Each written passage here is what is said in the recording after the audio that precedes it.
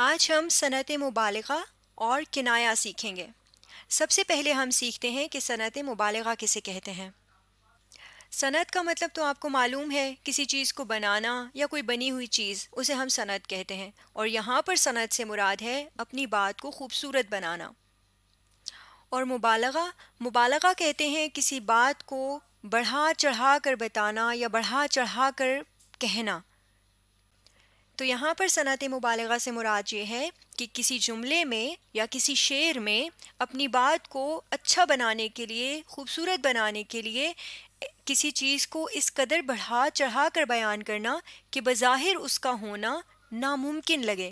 یعنی بظاہر دیکھا جائے تو جو چیز بیان ہو رہی ہے اس کا ہونا ایسے لگے جیسے یہ نہیں ہو سکتا، ناممکن لگے، لیکن اس شعر میں یا اس جملے میں اس چیز کو ہوتا ہوا دکھایا جائے۔ اس بات کو ہم ایک مثال سے سمجھتے ہیں۔ یہاں پر میں آپ کے سامنے مرزا غالب کا ایک شعر لکھ رہی ہوں۔ میں نے روکا رات غالب کو وگرنا دیکھتے، اس کی سیلے گریا میں گردوں کفے سیلاب تھا۔ اب یہاں پر مرزا غالب کیا کہہ رہے ہیں؟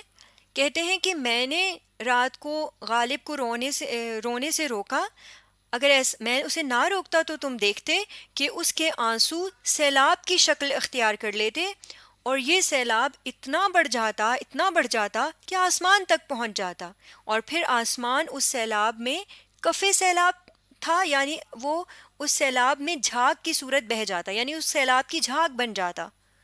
تو یہاں پہ دیکھیے کیا مبالغہ ہے۔ سب سے پہلا مبالغہ تو یہاں پر یہ ہے کہ وہ کہہ رہے ہیں کہ وہ رات کو اتنا روتا کہ اس کے آنسو سیلاب کی صورت اختیار کر لیتے ہیں۔ اب کوئی انسان کتنا بھی زیادہ روئے، اس کے آنسو سیلاب کی صورت اختیار تو نہیں کرتے نا۔ ایسا تو نہیں ہوتا کہ کوئی انسان اتنا روئے کہ اس کے آنسو پوری زمین پر سیلاب بن جائیں، ایسا تو نہیں ہوتا۔ اب یہاں پر یہ مبالغہ ہے، کیونکہ بظاہر تو ایسا ہونا ناممکن ہے۔ آنسوؤں سے جتنا بھی رویا جائے، آنسو سیلاب کبھی نہیں بنتے، تو یہاں پہ اس کا ہونا ناممکن ہے۔ لیکن شاعر نے اپنے بہت زیادہ رونے کو کہا ہے کہ میں اتنا زیادہ روتا کہ میرے آنسو سیلاب بن جاتے، پوری زمین پر سیلاب بن کر پھیل جاتے۔ اور پھر اگلی بات کیا کہی کہ نہ صرف زمین پر سیلاب بن کر پھیل جاتے، بلکہ کیا ہوتا، یعنی سیلے گریا صرف نہ بنتا، یعنی میرا بہت زیادہ رونا صرف سیلاب نہ بنتا، سیلے گریا نہ بنتا، کیا بن جاتا؟ آسمان تک پہنچ جاتا وہ سیلاب۔ یعنی وہ سیلاب، آنسوؤں کا سیلاب اس قدر بڑھ جاتا کہ وہ سیلاب کی صورت اختیار کر لیتا، اور سیلاب آسمان تک پہنچ جاتا۔ اب یہاں پہ یہ ایک اور مبالغہ ہے۔ اب کسی کے رونے سے سیلاب تو آتا ہی نہیں ہے، اور اگر سیلاب، مطلب وہ کہہ رہے ہیں کہ سیلاب بھی آتا اور پھر وہ سیلاب آسمان تک پہنچ جاتا، اور آسمان پر جب وہ سیلاب پہنچ جاتا تو جو آسمان ہے وہ اس سیلاب میں بہہ جاتا، اس سیلاب کی جھاگ بن کر بہہ جاتا۔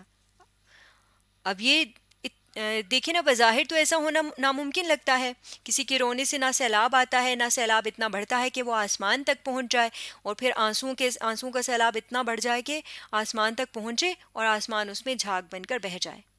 اب ایسے تو نہیں ہوتا، بظاہر تو ایسا ہونا ناممکن ہے، لیکن اس شعر میں شاعر نے کہا ہے کہ اگر میں روتا رہتا تو ایسا ہو جاتا۔ تو یعنی یہاں پر صنعت مبالغہ استعمال کی ہے غالب نے، یا صنعت مبالغہ ہمیں یہاں پر نظر آتی ہے کہ ایک ایسی چیز کو شاعر نے بیان کیا ہے، ایک ایسی چیز کو غالب نے کہا ہے کہ ایسا ہو جاتا جو اصل میں ہونا یا جو حقیقت میں ہونا ممکن نہیں لگتا۔ تو اس کو ہم صنعت مبالغہ کہتے ہیں۔ اب یہ تو ہم نے سیکھ لیا صنعت مبالغہ کیا ہوتا ہے۔ اب ہم سیکھتے ہیں کہ کنایا کسے کہتے ہیں۔ کنایا کا لفظی مطلب ہوتا ہے اشارہ کرنا، اور یہاں پر کنایا سے مراد ہے کہ اپنی بات میں، اپنے جملے میں یا شعر میں کسی لفظ کو ایسے استعمال کرنا کہ وہ اپنے مجازی معنوں میں استعمال ہوا ہو، لیکن اگر اس سے اس کا حقیقی معنی یا اصل معنی بھی مراد لیا جائے تو وہ غلط نہ ہو۔ لفظ یا الفاظ کو ایسے استعمال کرنا کہ وہ حقیقی اور مجازی دونوں معنوں میں صحیح ہوں، دونوں معنی اس کے صحیح ہوں، لیکن اصل میں جو مراد ہے وہ مجازی معنی ہی ہوں۔ جیسے یہاں پر آپ کے سامنے میں ایک مثال لاتی ہوں، اس سے اس بات کو سمجھتے ہیں۔ اگر میں کہوں ارسلان تو بس شتر بے مہار ہے، تو یہاں پر دیکھیں شتر بے مہار کا جو لفظ ہے وہ اپنے اصل معنوں میں استعمال نہیں ہوا، اپنے حقیقی معنوں میں استعمال نہیں ہوا، اپنے مجازی معنی میں استعمال ہوا ہے۔ اب ہم دیکھتے ہیں کہ شتر بے مہار کا لفظی معنی کیا ہے۔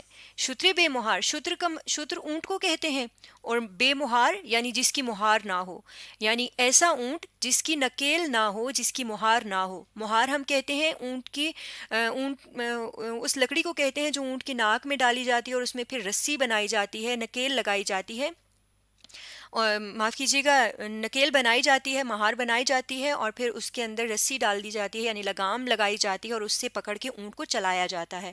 تو جس شخص نے اونٹ کی مہار یا اونٹ کی لگام پکڑی ہوتی ہے وہی اونٹ کو چلاتا ہے، اس کے مطابق اونٹ چلتا ہے۔ اب یہ تو ہے اس کا لفظی معنی، اس کا حقیقی معنی، لیکن یہاں پر اس جملے میں اس کا حقیقی معنی استعمال نہیں ہوا۔ کون سا معنی استعمال ہوا ہے؟ ارسلان تو بس شتر بے مہار ہے۔ شتر بے مہار کا مجازی معنی جو ہے وہ ہوتا ہے خود سر ہونا، یعنی کوئی کسی کی بات نہ ماننے والا، اپنی منمانی کرنے والا، اسے ہم شتر بے مہار کہتے ہیں۔ اور یہاں پر ارسلان کو خود سر اور اپنی منمانی کرنے والا کہا جا رہا ہے، اس کے لیے شتر بے مہار کی ترکیب استعمال کی گئی ہے مجازی معنی میں۔ تو یہاں پر خود سر مجازی معنی ہے، اور اس جملے میں بھی مجازی معنی ہی استعمال ہوئے ہیں۔ لیکن اگر ہم اس کے حقیقی معنی مراد لیں، اگر ہم یہاں اس جملے میں شتر بے مہار سے مراد ایسا اونٹ لیں جس کی نکیل نہیں ہوتی، تب بھی یہ غلط نہیں ہوں گے، صحیح ہوں گے۔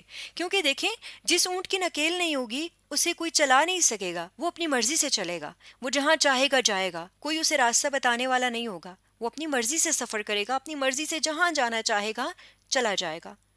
تو ارسلان کو بھی اسی وجہ سے شتر بے مہار کہا جا رہا ہے، کیونکہ وہ کسی کی بات نہیں سنتا، اپنی منمانی کرتا ہے۔